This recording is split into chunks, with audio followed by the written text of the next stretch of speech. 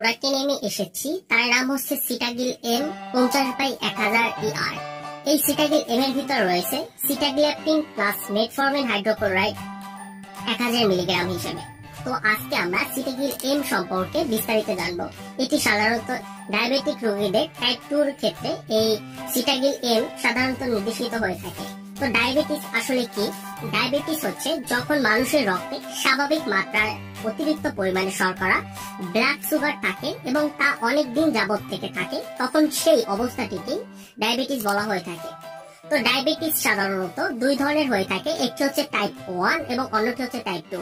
তো এই সিটাগিল এম সাধারণত টাইপ 2 রোগীদের জন্য এই ডায়াবেটিস সাধারণত দুই ধরনের হয়ে থাকে। তো সেটি হচ্ছে টাইপ 1 এবং অন্যটি হচ্ছে টাইপ 2। তো এই সিটাগিল এম সাধারণত টাইপ 2 রোগীরা খেতে পারে।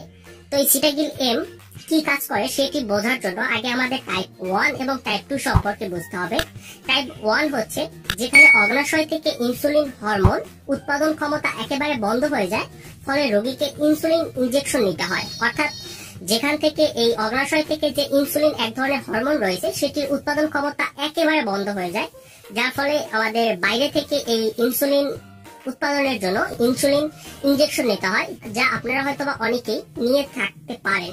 আর টাইপ 2 হচ্ছে যেখানে অগ্নাশয় ইনসুলিন তৈরি করতে পারে, কিন্তু যা নিতান্তই খুবই পরিমাণে কম, কিংবা ইনসুলিন যথাযথ